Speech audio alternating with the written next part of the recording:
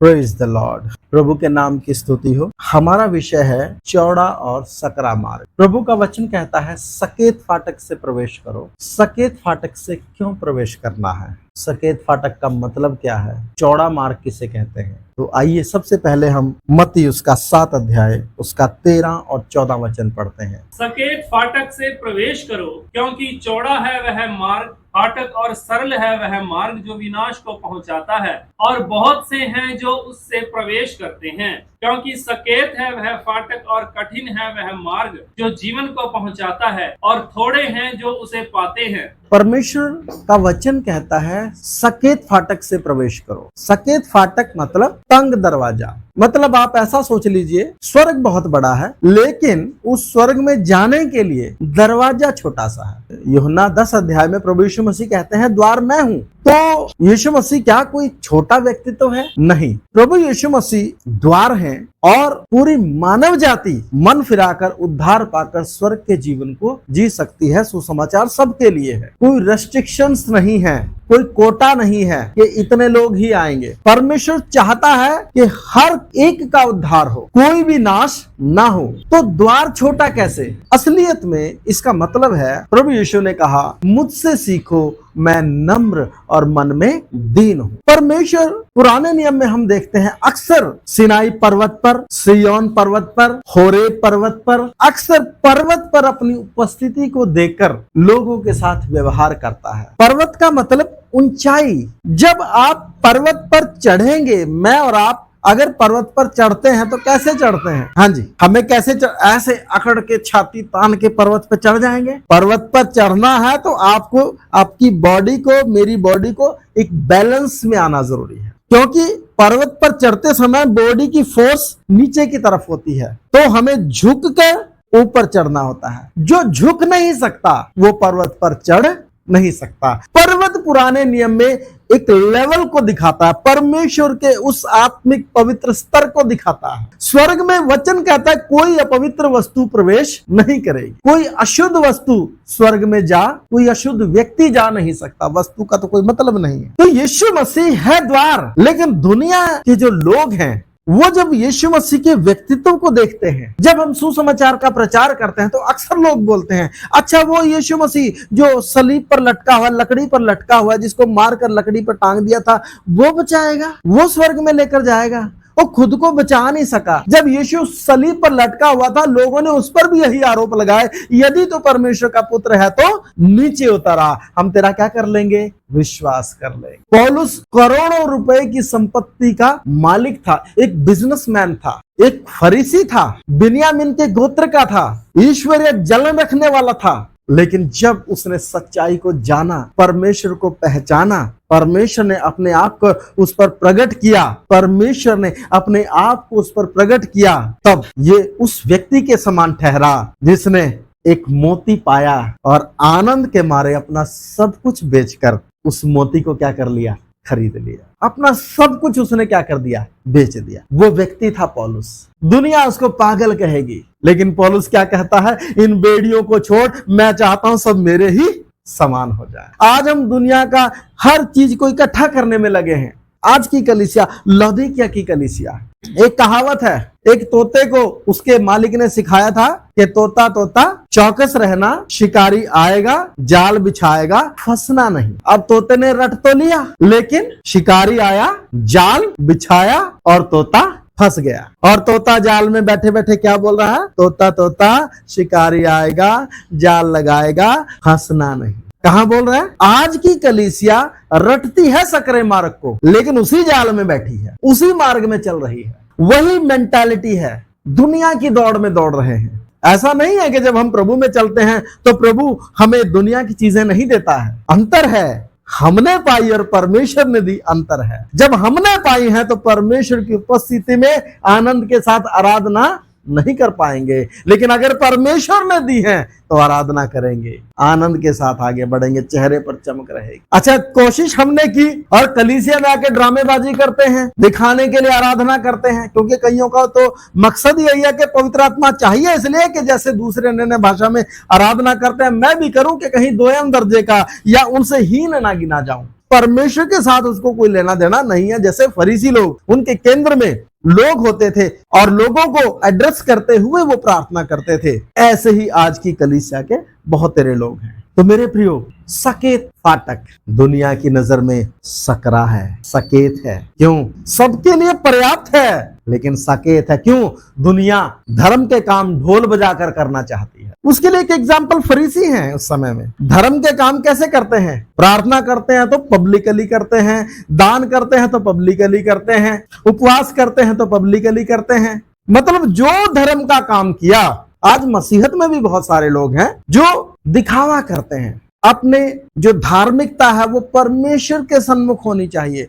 एक धर्मी व्यक्ति किसकी उपस्थिति में जीता है? दुनिया की उपस्थिति में नहीं जीता हो तो लोग मुझे देख ले। वो अकेले परमेश्वर के साथ अपने व्यक्तिगत संबंधों में जीता है। वो चट्टान की तरह जो हिलता नहीं है, क्योंकि उसने चट्टान पर अर्थात प्रभु यीशु पर क्या किया है? भरोसा किया। सकेत फाटक अर्थात अगर स्वर्ग के राज्य में प्रवेश करना है तो मन फिराओ, अंगीकार और पश्चाताप के साथ। जैसे तैसे, जैसे दुनिया में चलते हैं अपनी अकड़ में, अपनी शान में, अपने घमंड में, वैसे नहीं। इसलिए सकेत है। झुक कर आंसू बहाते हुए, नम्रता के साथ, पापों से अंगीकार करते हुए, मन फिराते हुए, पश्चाताप करते हुए, समर्पण करते हुए। ये चार चीजें हैं। मन फिराओ, अंगीकार। कैसे अंगीकार? मन से और मुंह से, दोनों से।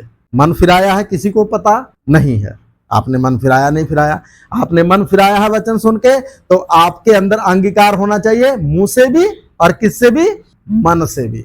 और पश्चाताप, जो बीते दिनों में पाप या जो भी जीवन वचन के अनुसार नहीं था वो जिया, आपने जिया, मैंने जिया, जब हम प्रभु के पास आए, अगर हमने उस तरीके का पश्चाताप नहीं किया, अगर हमें ये अच्छा लगा, हाँ ये वचन बहुत अच्छा है, मुझे अच्छा लगा वचन, इसलिए मैं प्रभु में आ गया, दिमागी तौर से आप वचन को सुनकर उससे इंप्रेस होकर आए हैं। जब तक आप वचन के अनुसार सही तरीके से आंसू बहाते हुए, पश्चाताप के साथ, अंगीकार करते हुए, समर्पण के साथ नहीं आते, आगे को मैं इस वचन के अनुसार ही जीऊंगा, संसार और अपनी पुरानी अभिलाषाओं के अनुसार नहीं जीऊंगा, तब झुककर, परमेश्वर भी बहुत महान है, स्वर्ग बहुत बड़ा, दरवाजा छोटा सा। क्यों? क्योंकि बिना झुके आ नहीं पाएंगे। आंखें तरेर के, छाती चौड़ी करके, कंधे क्या करके सीधे नहीं आ सकते, झुक कर आना पड़ेगा। नमूना चाहिए तो यीशु मसीह से सीख लो। कहता है मुझसे सीखो, मैं नम्र और मन में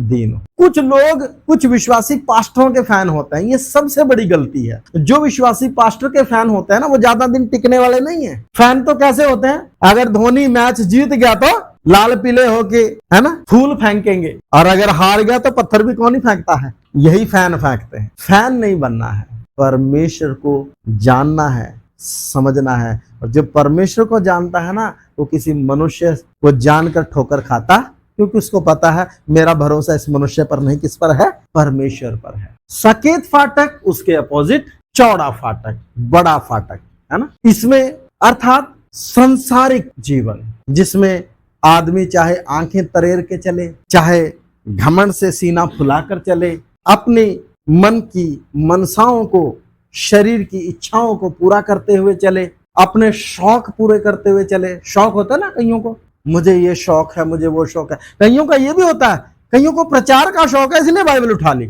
ये बाइबल और परमेश्वर की सेवा किसी का शौक पूरा करने के लिए नहीं है।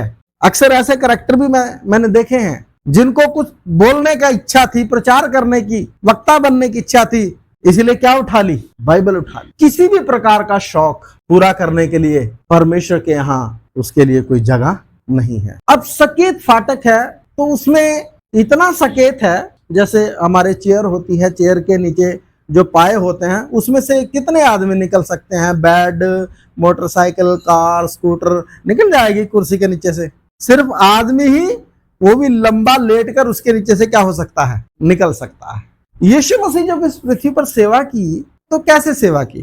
कैसर को किसने बिठाया था? और राजाओं को नियुक्त करने वाला कौन है? कैसर को परमेश्वर ने बिठाया। हेरोदेस किसकी अनुमति से बैठा है? दुष्ट है, लेकिन अनुमति किसकी ही होती है? अपनी मर्जी से कोई कुछ कर, वो सर्व नियंत्रण करने वाला सर्वाधिकारी है। यीशु मसीह कैसे सेवा की? पूरे इजराइल में पैदल चल चल कर क्या की?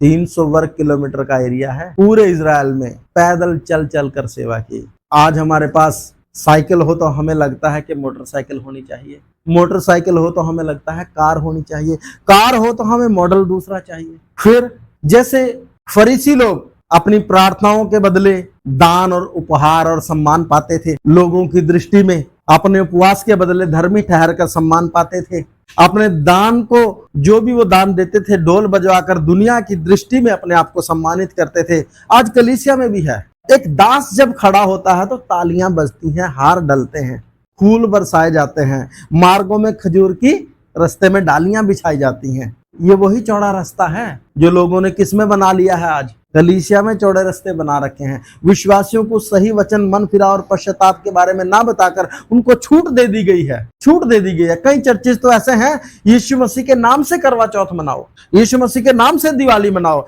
यीशु मसीह के नाम से होली मनाओ, रंग लगाओ, सब काम करो यीशु मसीह के नाम से। ये सब हो रहा है, ये नहीं क्या होगा, ये हो रहा है, चल रहा है। अब बताइए रास्ता कौन सा है, चौड़ा है या सकरा है? इंसान को हमेशा अपने कंफर्ट को लेकर चिंता रहती है, और जो अपने कंफर्ट के लिए चिंतित रहता है वो जहां जाता है वो अपने लिए क्या कर लेता है। अब हम घर बनाते हैं अपने कंफर्ट के हिसाब से बनाते हैं? नहीं, आजकल एक सिस्टम चल रहा है, बहुत सालों से चल रहा है, अटैच टॉयलेट बाथरूम, है ना। जब खेतों में जाते थे ना 4 एकड़ टपके, है ना, बारिश में, वो अब अपने आंगन में नहीं जा सकता गेट के पास, उसको बेड के बिल्कुल कहाँ चाहिए, बिल्कुल जुड़ा हुआ वहीं। हम वो सामान लेने गए, हमें फिटिंग का काम करना था, तो वो जिसके यहाँ सामान लेने गए तो बोल रहा कि रिमोट से चलने वाले बल्ब और रिमोट से चलने वाले पंखे। अब मैं क्या बोला, इतना ही बहुत है। मैंने क्या बोला, इतना ही बहुत है, इतने आलसी बनाओगे, पंखा भी किससे चलाओगे, बट बल्ब भी किससे चलाओगे। पहले साइकिल चलाते थे, हार्ड वर्क करते थे तो लोग स्वस्थ रहते थे। आज क्या है, आज कुछ नहीं है। इसीलिए प्रभु का वचन क्या कहता है, जो कोई मेरे पास आए, अपने माता पिता पत्नी बच्चे लड़के बाले खेत कारोबार वरन अपने आप से भी घृणा ना करे, वो मेरा चेला नहीं हो सकता। अपने आप से घृणा करना, अपने ऊपर सख्त लहजा रखना। दूसरों पर सख्त होना बहुत आसान है, अपने ऊपर सख्त होना असली मसीह जीवन की पहचान है। अपने ऊपर सख्त होने का जो चिन्ह है वो क्या है? अगर आपका या मेरा किसी ने अपमान कर दिया और हम एकदम आवेश में आ गए, समझ लेना कि ये व्यक्ति अपने से क्या करता है, प्रेम करता है। अगर हमारा किसी ने अपमान किया तो हम अपना धीरज, अपनी सहजता ना खोएं और प्रार्थना के साथ हमें क्या उस विषय में निर्णय लेना है वैसे निर्णय लें। एकदम से जब उग्र हो जाता है व्यक्ति, इसका मतलब वो छुई मुई है, टच करो तो क्या करता है, सेंसिटिव है ना। आप मुझे बताइए, पिलातुस के सामने यीशु मसीह खड़ा है, दुनिया उस पर आरोप लगा रही है, कैसे खड़ा है? पिलातुस भी सिर पकड़ता है, इतना आरोप लगा रहे हैं, मैं इसको छोड़ना चाहता हूँ, ये कुछ बोलता नहीं है। बोलता है, क्या तू नहीं जानता कि मुझे तुझे छोड़ देने का क्या है, अधिकार है? यीशु मसीह क्या जवाब देता है, हाँ जी, इन्होंने मुझे बहुत परेशान कर रखा है, मैंने तो ऐसा कोई काम नहीं किया। नहीं, क्या बोलता है, अगर तुझे स्वर्ग से ना दिया जाए, अगर तुझे ऊपर से ना दिया जाए तो तेरा मुझ पर कोई अधिकार नहीं है। तू अपने आप को समझता क्या है, तू क्या सोचता है? वो क्या बोलता है, जाकर कह दो उस लोमड़ी से मैं कल और आज इधर ही हूँ। कौन? हेरोदेस। राजाओं को लोमड़ी बोलता है, नम्र और मन में दीन है, लेकिन राजाओं को क्या बोलता है? क्यों? उस अधिकार में भी जीता है।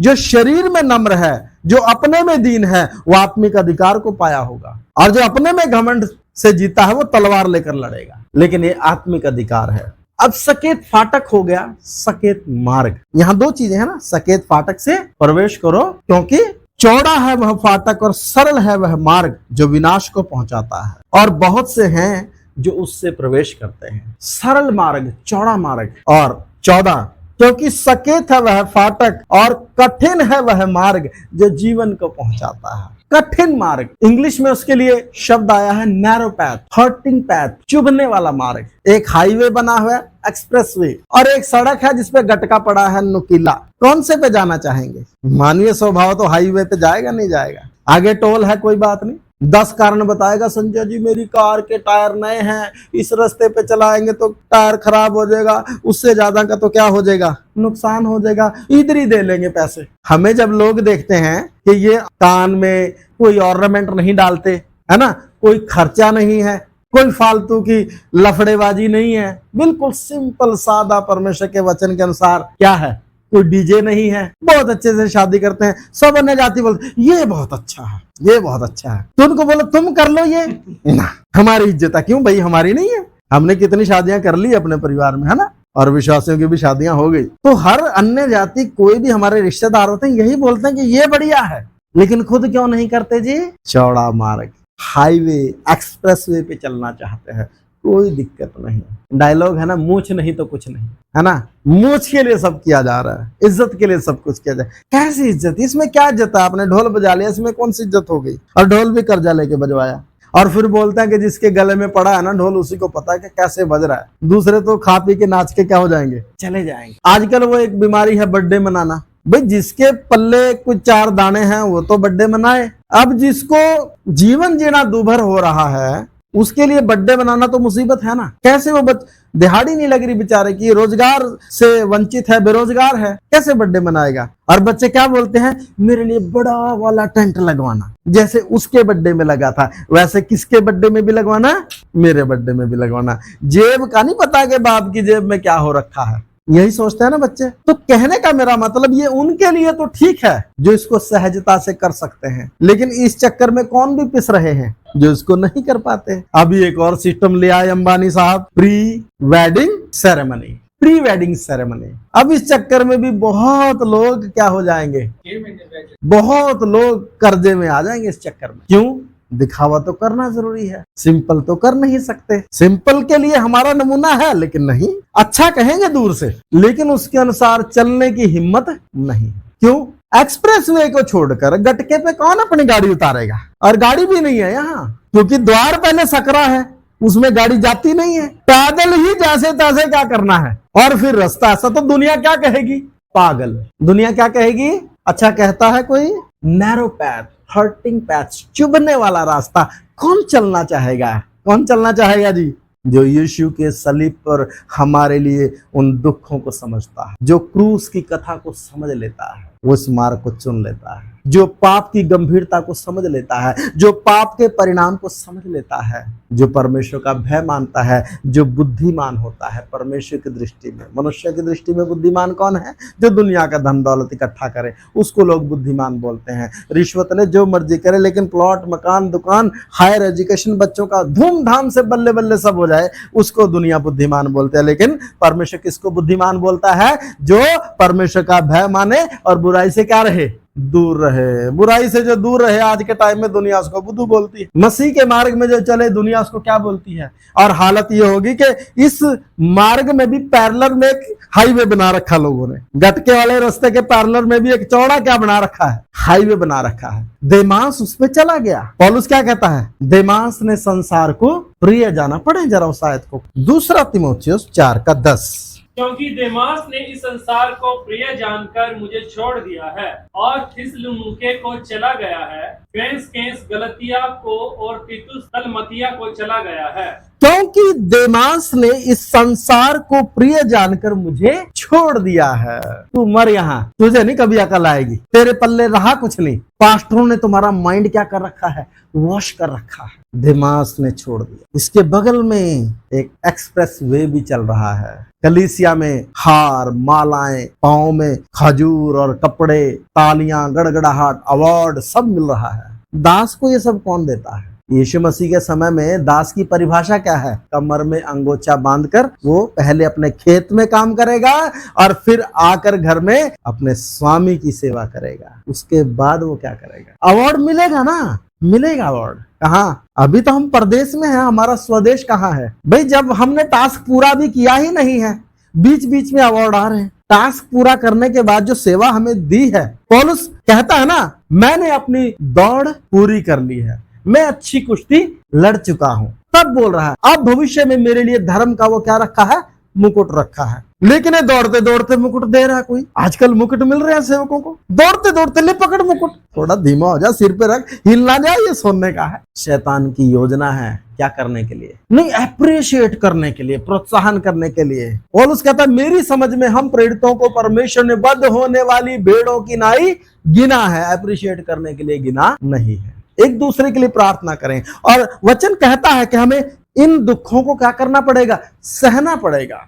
एक दूसरे के लिए प्रार्थना कर। हमारा जो बल है, हमारा जो मूल है, वो प्रभु यीशु मसीह है, उसकी आत्मा का सामर्थ्य है। इस चुभने वाले मार्ग को खुद चुनकर चलना ही परमेश्वर की इच्छा है। जो इसको नहीं चुनता वो सकरे मार्ग में नहीं, चौड़े मार्ग में चलने वाला व्यक्ति है। वो व्यक्ति ही दूसरे मार्ग का है। कलीसिया में भी आज लोगों ने चौड़ा मार्ग बना लिया है। प्रभु के दास एंट्री, क्या बात है, एंट्रेंस कितनी जबरदस्त होती है आज। किसकी? दासों की एंट्रेंस। हमारे जीवन, हमारे कामों, हमारी बातों, हमारे प्रचार से किसको महिमा मिलनी चाहिए? परमेश्वर को। लेकिन फूल किस पर बरस गए? हम इंसानों पर। तो फायदा क्या हुआ?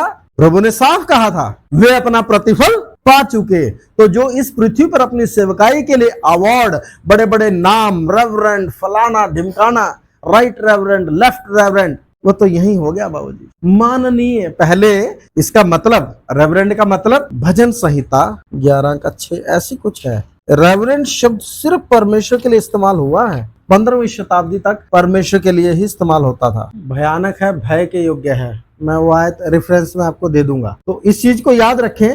भयानक शब्द 15वीं शताब्दी तक सिर्फ परमेश्वर के लिए इस्तेमाल किया गया। उसके बाद इसका अर्थ बदला गया। आज रेवरेंड शब्द किसके लिए इस्तेमाल होता था, है ना? एक मिनट इंग्लिश बाइबल में निकाल लूं मैं। भजन संहिता 111:9, आप इसको हिंदी में पढ़ दें एक बार। उसने अपनी प्रजा का उद्धार किया है, उसने अपनी वाचा को सदा के लिए ठहराया है, उसका नाम पवित्र और भय योग्य है। He sent redemption unto his people. He hath commanded his covenant forever. Holy and reverend is his name. परमेश्वर का नाम ही है जो पवित्र और भय के योग्य है। लेकिन 15वीं शताब्दी के बाद इसका अर्थ बदल दिया गया। आज रेवरेंड का मतलब माननीय है।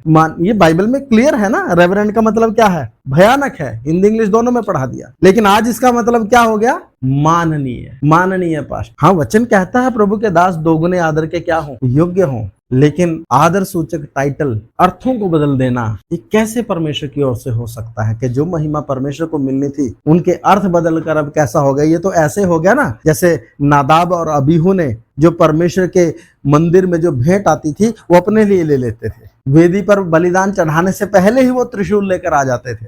ये हालत हो गई है। और वचन कहता, मैं अपनी महिमा किसी दूसरे को ना दूंगा। इसलिए सकरे द्वार से प्रवेश करना है, सकरे मार्ग में चलना है। चुभने वाला मार्ग। चुभने वाला मार्ग क्या? कोई बोलता है इनको तो पैसे मिले हैं, चुभता है? नहीं चुभता है। आपने अपना जीवन प्रभु को दिया है। तो कई बार लोग बोलते हैं वो पास्टर जो आता ना उसने उसका दिमाग खराब कर रखा है। पहले तो ये ठीक था। जब अधर्म से मिलने वाले लाभ को आप छोड़ते हैं तब लोग आपको बेवकूफ कहते हैं। जब आप परमेश्वर का वचन प्रेम के कारण इसलिए बताते हैं कि लोगों का उद्धार हो जाए तो लोग आपको अधर्मी और अपने आप को धर्मी साबित करने में लग जाते हैं। जब सतावट और तमाम तरह के षड्यंत्र कलीसिया के विरोध में किए जाते हैं और कलीसिया सतावट के बीच में से गुजरती है, वो है चुभने वाला मार्ग। धर्मी होने के कारण सतावट और क्लेश के बीच में से होकर गुजरना, तब भी उस समर्पण में और मसीहत में विश्वास योग्यता के साथ बने रहना, यह है सकरे मार्ग में जीने का अनुभव। अब कई लोगों का होता है घर वापसी। मैं कहता हूं बिल्कुल ठीक। घर वापसी बिल्कुल क्या है? ठीक है, क्योंकि परमेश्वर का वचन कहता है प्राण देने तक क्या रहना है? विश्वास योग्य रहना है। और ये हालत तो आएगी। अगर आप विश्वास योग्य नहीं हैं तो फिर आप घर वापसी कर लोगे। लेकिन अगर आप परमेश्वर से प्रेम रखते हैं तो सारी दुनिया लग जाए, प्राण देने तक वो व्यक्ति क्या रहेगा? विश्वास योग्य रहेगा। प्रभु का वचन तो कहता है मैं खोई हुई भेड़ों को ढूंढने और उनका क्या करने आया हूं? उद्धार करने आया। हम खोए हुए थे, भटके हुए थे, पापों में पड़े हुए थे। प्रभु ने हमें ढूंढा, प्रभु ने हमारी समझ को खोला, हमारा उद्धार किया और हमें स्वर्ग के राज्य में प्रवेश कराया। लेकिन संसार के लोग आते हैं और वापस किस घर में ले जाना चाहते हैं? उसी घर में जिसमें हम पहले अपनी मन की मनसाओं के अनुसार जीते थे, क्योंकि वो सब ऐसे ही हैं। तो उस व्यक्ति ने तय करना है कि उसने अपने प्राणों को प्रिय जानकर वापस लौट जाना है, जैसे ओरपा लौट गई थी। उसने सोचा नाओमी के साथ क्या भविष्य है, या अपने प्राणों को तुच्छ जानकर, जो अपने प्राणों से घृणा ना करे, अपने आप से घृणा ना करे, वो मेरा चेला नहीं हो सकता, या अपने आप को तुच्छ जानकर परमेश्वर के लिए अपने आप को उंडेल दे। उसके बाद जैसे शद्रक, मेशक, अबेदनगो ने बोला था, हमारा परमेश्वर हमें हे राजा, तेरे हाथ से छुड़ाने की क्या रखता है? सामर्थ रखता है। अगर ना छुड़ाए तो भी ये वाला डेडिकेशन परमेश्वर चाहता है। इसलिए क्या लिखा गया है? प्राण देने तक क्या रहा? हाँ, वो आगे हमें जीवन देता है या नहीं देता वो उसकी मर्जी। हमारा फाइनल क्या है कि हम परमेश्वर प्रभु यीशु मसीह को अपना व्यक्तिगत उद्धारकर्ता के तौर पर जैसे स्वीकार किया वैसे इसमें चलते, जड़ पकड़ते बढ़ते जाएंगे और विश्वास में अत्यधिक दृढ़ होते जाएंगे। उससे हम हटने वाले नहीं हैं। प्राण देने तक का जो डेडिकेशन है, जो समर्पण है, यदि हमारे अंदर नहीं है। लेकिन शैतान बड़ा चालाक है। शैतान क्या करता है? दुनिया की चीजें दिखाकर सकरे मार्ग से चौड़े में ले आता। कलीसिया के बीच में रहता है, गीत गाता है, आराधना करता है, प्रभु बोझ लेता है, लेकिन मार्ग कौन सा अपना लिया है? चौड़ा। संसार में से चुन लिया है परमेश्वर ने, संसार में से निकाल लिया है, लेकिन संसार हम में से निकला है या नहीं निकला है, हमने उसकी अनुमति दी है या नहीं दी है, हमने संसार के लिए हम मरे हैं या नहीं मरे हैं। अभी भी संसार हम में बसा हुआ है। हमारी सोच विचार में संसार की वस्तुएं अगर हमारे अभी भी मेंटालिटी में रहता है, प्रभु के पीछे चलेंगे। जीवन और भक्ति के लिए जो कुछ जरूरी है समय पर क्या करेगा? परमेश्वर देगा, देता है। अगर आप मेहनत करेंगे, पढ़ाई लिखाई ठीक करेंगे और मेहनत करके आप अपने परिश्रम के साथ आगे बढ़ेंगे तो परमेश्वर आपके परिश्रम पर क्या देगा? आशीष देगा। ये नहीं होता है कि आपने पढ़ना नहीं है, आपने लिखना नहीं है और परमेश्वर आपको क्या दे देगा ना, ऐसे नहीं है। अब कई लोग बच्चे आते हैं, पास्टर जी दुआ कर दो, कल पेपर है।